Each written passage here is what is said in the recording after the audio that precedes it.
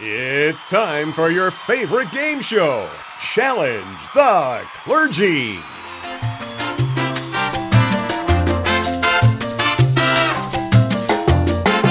Welcome to Challenge the Clergy, and I'm your host, Seth Front.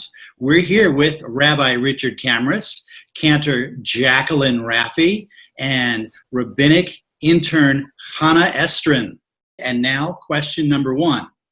Okay, like Tom Hanks in the movie Castaway, you're deserted on an island with nobody else to engage with, not even a soccer ball named Wilson.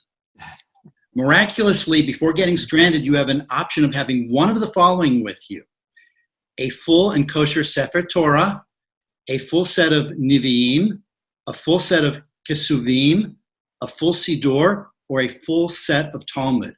Which do you choose and why? Who would like to start? Rabbi? Okay, sure, I'll start. Throw me into the mud first. What a fascinating question.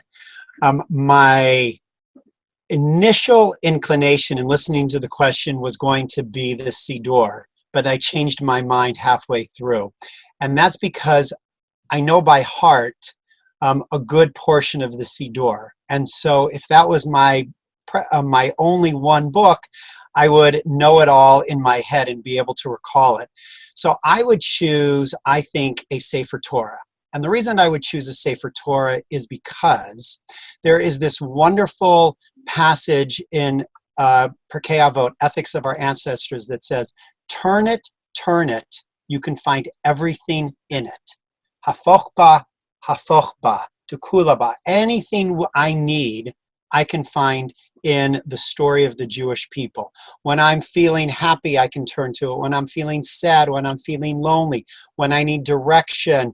And the characters in the Torah can become the people who share my experiences on the island. They can be my Wilson while I'm there. So I would say the Sefer Torah, which is filled with all of the wonderful stories and experiences of who we are as a Jewish people from time immemorial. Okay, so anyone else? Well, I'll take this on because, Rabbi, that pasuk is actually found in Talmud. So if you took the Talmud with you, then you would have that pasuk and all of these additional characters. Not that I like to argue or anything, but I kind of figure I need to take the Talmud because I do like to argue and bring the other point of view. So I'm going to go with that. And as some of you know, I certainly don't need Nevi'im because reading the Haftorah is really not my thing. You know, that reminds me, Hannah, of that joke of the guy who is the Jewish guy who's discovered on the island, and he takes the people who rescue him around the island on a tour, and he shows them that this is the kitchen, and this is, the area where he eats, and this is the synagogue where I pray. And then they ask him, what's that building over there? And he says, oh, that's the synagogue as well. And they say, why do you have two synagogues? He says, well, this is the one that I pray at, and that's the one I never step foot in. So that's the example of why the Talmud could be a great thing to bring. And do you know that right now, none of us are praying in a synagogue? Fair enough. What do you think, Cantor Jackie? Well, first of all, I have the sounds of the island jungle here, so I'm trying to make it more realistic. We can't hear it. You can't hear it. Okay, great. So I actually beg to differ with you both, and I would take the Ketuvim with me because I think that actually everything is there, Rabbi Camrus. We have so many wonderful things. We have the Psalms, we have Tehillim, and there are 150 of them to fill our hearts with these really direct, personal words. I mean, I can open up a Psalm and I feel like it'll relate to something that I'm experiencing. We have the wisdom of the Proverbs. There'll probably be days where I'm feeling really lonely and sad, and why me? And so I might need to read Job for that. There's beautiful love poetry and Song of Songs, Ecclesiastes, all of these wise sayings in Ecclesiastes that'll just teach me to live in the moment. So my wisdom for this island, I think I will find in Ketuvim. What awesome answers. Very Makes me good. think all over again what I should be taking with me. I was thinking maybe we should just take a cell phone. The next question is a more casual question. And as you know, we're all sheltering in place these days. And we all have our own little vices. And so the question is, what unhealthy food are you overindulging in right now? What junk food is your kryptonite? Let's start with Jackie first.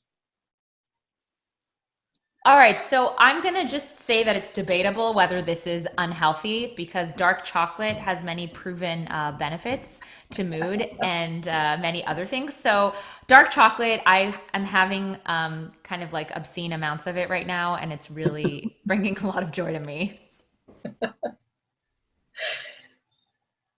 Hannah? I dark chocolate, 85% chocolate, there it is. But I have to admit, as much as I had been shamed by my youngest child out of Diet Coke, yeah, I've gone back to Diet Coke also. So Diet Coke in one hand and dark chocolate in the other hand. Well, I was going to say apples, but then I knew you'd laugh at me and say, that's not a junk food. Come on, give me a break. Rabbi, So do you even ever eat junk food? I do. I'll tell you what my vice is, if you'd call it a vice. I love salty snacks. Give me potato chips, give me corn chips, give me pretzels, any of those kinds of things. I go through them by the bag. And I just found at Costco a brand new gluten-free, everything thin pretzel, and I'm already halfway through that bag. So that would probably be my junk food that I would take on the island. Of course, then I would need to find water to soothe my thirst, to quench my thirst. And by just found, you mean about 2 hours ago, right? Yes, exactly. Well, I'd have to say, Rabbi, I know no one's asking my opinion, but potato chips are really my overindulgence. My wife just brought 2 bags in, and my daughter and I are just going through them like there's no tomorrow. So, and I will not answer the first question because I am not halakhically sound enough to answer that. And I'm the host. So anyway, thank you all for playing this premiere episode of Challenge the Clergy. Once again, we encourage members and non-members to send in questions to info@stsonline.org. And so that's it. And stay tuned for another episode of Challenge the Clergy.